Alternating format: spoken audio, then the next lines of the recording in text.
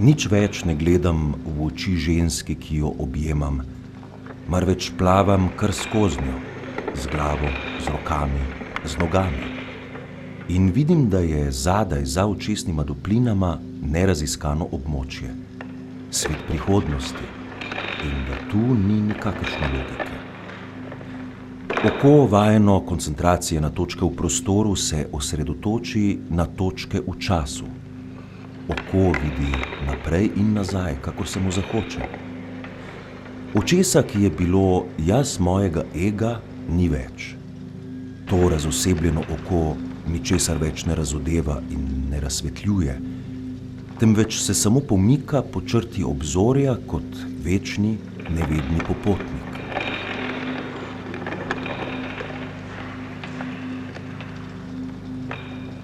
Prerasel sem lastno smrt, jasen in trden v duhu. Razdrobljen sem bil na neskončne včeraj, neskončne jutri, oprt samo na konice dogodkov, stene s številnimi okni, čeprav hiše že zdavnaj ni več.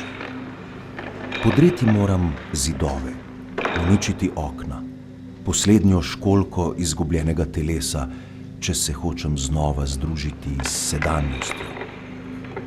Prav zaradi tega nič več ne gledam v oči in tudi skozi njene, temveč z zvijačno voljo plavam skozi oči. Z glavo naprej, z rokami, z nogami, da raziščem krožnost gibanja. Vidim okrog in okrog sebe. Razdrl sem zid, s katerim sem bil obdan ob rojstvu, in črta poti je zdaj krožna in neprekinjena, preprosta in vsakdanja kot popek. Brezoblična, brezlična, brezskladna, nič drugega kot sosrednji beg čiste blaznosti. Kazalec obstojnosti sanj sem. Dokazujem z letenjem. Zanikujem, ko se spustim na trda tla. Moje oči so nerabne, saj mi vračajo samo podobo znanega. Vse moje telo mora postati nenehni žarek svetlobe, ki se bo gibal hitreje in hitreje in ne bo nikoli obstal, se nikdar ozrl, nikoli zamrl. Zamašil bom torej ušesa, zatisnil oči in usta zaprl.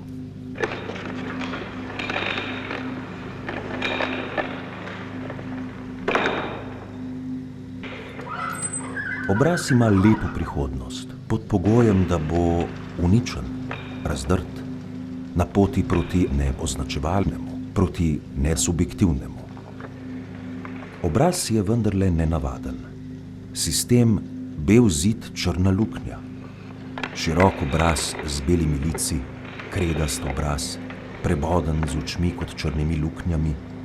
Klovnova glava, beli klovn, mesečnik Pierrot, angel smrti, Veronikin prt.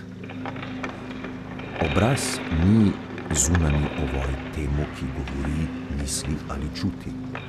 Oblika označevalca v govorici in celo njene enote bi ostale nedoločene, če morebitni poslušalec ne bi uravnaval svojih izbir po obrazu tega, ki govori. Glej no, videti je jezen, tega pa že ni mogel reči. Saj vidiš moj obraz, ko ti govorim, dobro me poglej.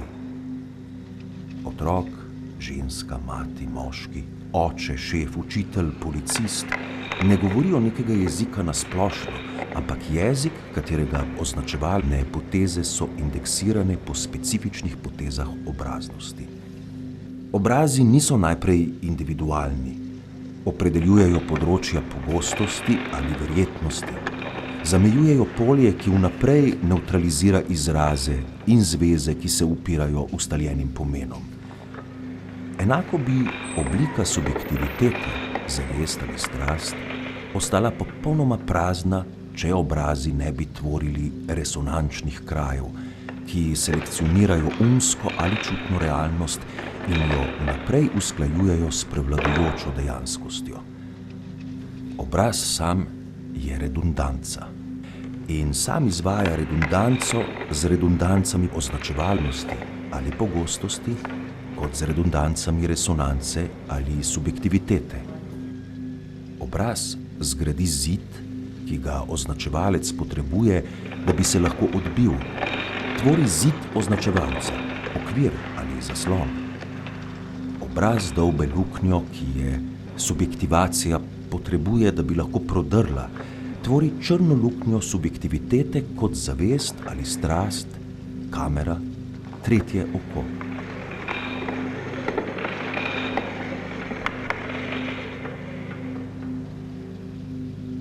Ali bi morali stvari povedati drugače? Ni ravno obraz ta, ki tvori zid označevalca ali luknjo subjektivitete.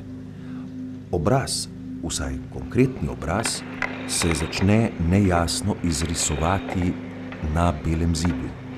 Začne se nejasno pojavljati v črni luknji.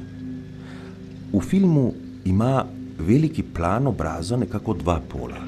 Naredi, da obraz odseva svetlobo, ali nasprotno, tako poudari sence, da ga potopi v neprizanesljivo temo.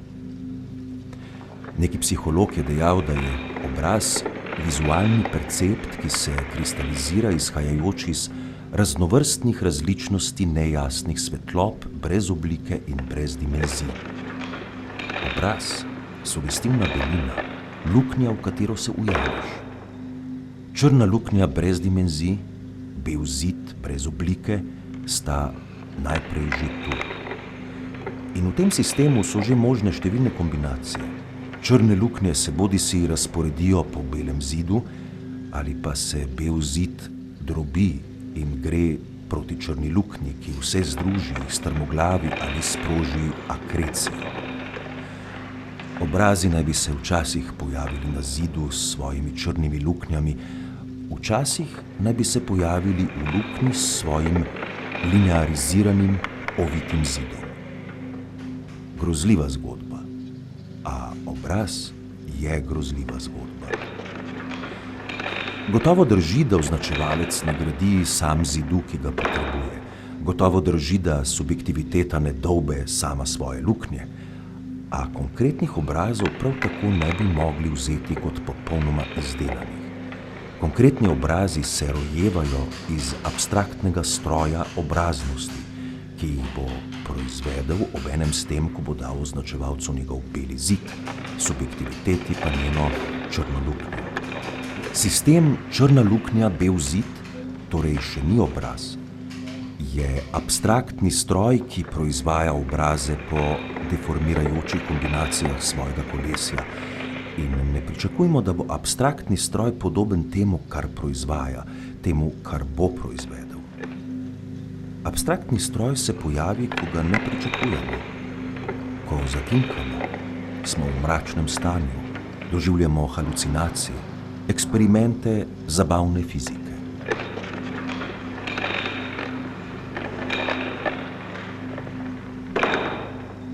Predlagamo lahko torej takole razločevanje.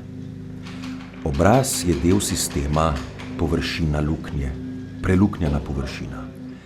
Toda tega sistema predvsem ne smemo zamešati s sistemom prostornina votlina, ki je lasten telesu, propioceptiven. Glava je všteta v telo, obraz pa ne. Obraz je površina, poteze, črte, gube obraza, podolgovat obraz, kvadraten, trikoten. Obraz je zemljevid, čeprav se aplicira in ovija na prostornino, čeprav obkroža in obroblja votline, ki obstajajo le še kot luknje. Glava, celo človeška, ni nujno obraz.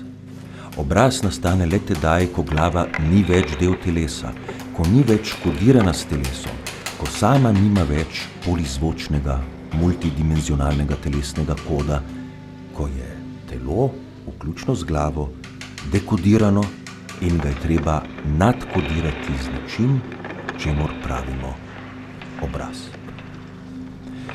Lahko bi torej rekli, da morajo biti glava in vsi elementi njene prostornine, votline poobraženi. In to bodo prek preluknjenega zaslona, prek belega zidu črne luknje, prek abstraktnega stroja, ki bo proizvedel obraz. Vendar se postopek ne ustavi tu. Glava in njeni elementi bodo poobraženi zgolj, če bo do tega v neizogibnem procesu privedeno tudi celo telo. Usta in nos, predvsem pa oči, ne postanejo preluknjena površina, ne da bi temu sledile vse druge prostornine in votline telesa.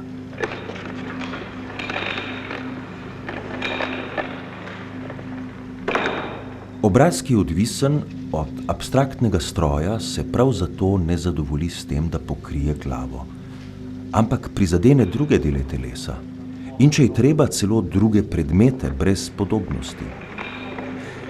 Zdaj pa bi morali vedeti, ob katerih okoliščinah se sproži ta stroj, ki proizvaja obraz in poobraženost. Ta gibanja so gibanja deteritorializacije. Toda obraz prav tako predstavlja veliko intenzivnejšo, čeprav počasnejšo deteritorializacijo. Lahko bi rekli, da je absolutna deteritorializacija. Preneha biti relativna, ker spravi glavo iz plasti organizma, človeškega, a nič manj živalskega, da bi jo povezala z drugimi plastmi, kot so plasti označevalnosti, subjektivacije. Vendar ima obraz zelo pomemben korelat, in sicer krajino, ki ni zgolj okolje, temveč deteritorializiran svet. Na tej višji ravni so korelacije obraz-krajina številne.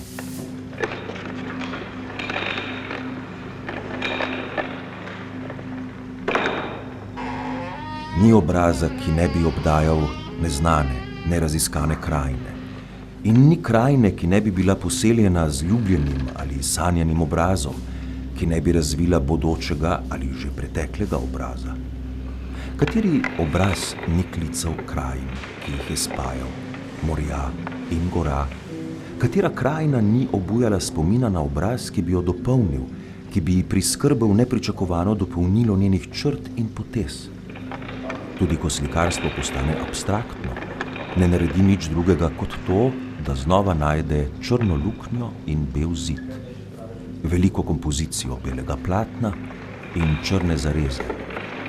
Trganje, pa tudi raztegovanje platna po osi bežnice, bežišča, diagonale, zabodov z nožem, zarez ali lukenj. Stroj je že tu in vedno deluje tako, da proizvaja obraze in krajine, celo najabstraktnejše. Roka, prsi se reteritorializirajo na obrazu, v krajini. So poobraženi in hkrati okrajinjeni. Celo uporabni predmet bo poobražen. O neki hiši, orodju ali predmetu, o oblačilu in tako naprej bomo rekli, da me gledajo.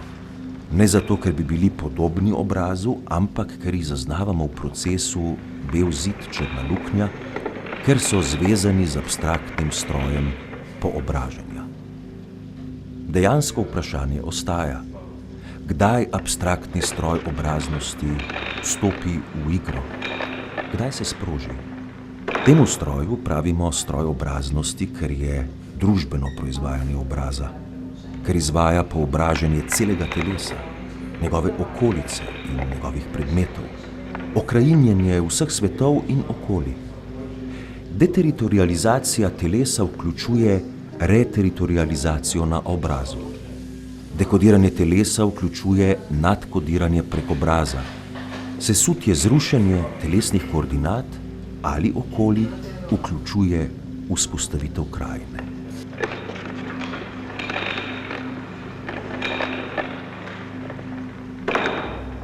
Kako priti iz črne luknje? Kako prebiti zid? Kako razdreti obraz?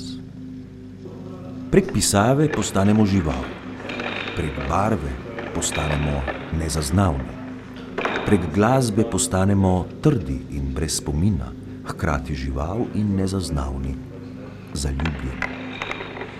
Toda umetnost ni nikoli smoter, je zgolj sredstvo za začrtovanje linij življenja, se pravi vseh teh dejanskih postajanj, do katerih ne prihaja le v umetnosti. Vseh teh aktivnih bežiščnic, ki niso le v bežanju v umetnost, v v zatekanju v umetnost, teh pozitivnih deteritorializacij, ki se ne bodo reteritorializirale na umetnosti, temveč jo bodo prej odnesle s seboj proti območjem neoznačevalnega, nesubjektivnega in brezobraznega. Razdreti obraz ni majhna stvar. Pri tem tvegamo, da znorimo. Ni naključje, da shizofrenik hkrati izgubi občutek za obraz, za lasten obraz in za obraze drugih, občutek za krajino, občutek za govorico in njene prevladujoče pomene. Obraz je namreč močna organizacija. Lahko bi rekli, da obraz sprejme v svoj pravokotnik ali krog celo garnituro potez. Potez obraznosti, ki jih bo privzel in dal na razpolago označevalnosti in subjektivaciji. Razdreti obraz je isto kot predreti zid označevalca, priti iz črne luknje subjektivnosti.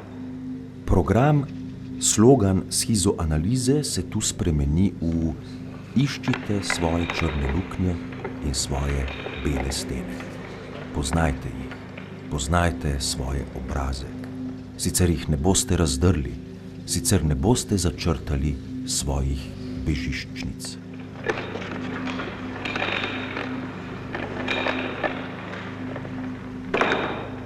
Beli zid označevalca, črna luknja subjektivnosti, stroj obraza so gotovo slepe ulice, mera naših podreditev, naših zavezanosti podvrženosti. Toda v tem smo rojeni in s tem se moramo boriti.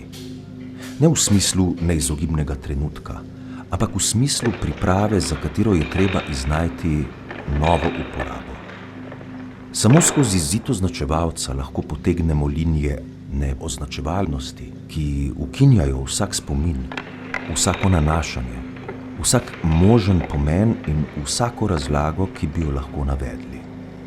Le v črni luknji subjektivne zavesti in subjektivne strasti bomo odkrili ujete, razgrete, preoblikovane delce, ki jih je treba znova sprožiti za živo, nesubjektivno ljubezen, v kateri se vsakdo poveže z neznanimi prostori drugega, ne da bi vstopil vanje ali si jih podvrgel, kjer se linije sestavljajo kot pretrgane linije. Poteze obraznosti bomo lahko osvobodili le znotraj obraza, z dna njegove črne luknje in na njegovem belem zidu, kot ptice. Do primitivne glave ne bomo mogli priti, ampak bomo morali iznajti kombinacije, v katerih se te poteze povezujejo s potezami krajinskosti, ki so same osvobojene iz krajine, s potezami pikturalnosti, muzikalnosti, ki so same osvobojene vsaka svojega koda.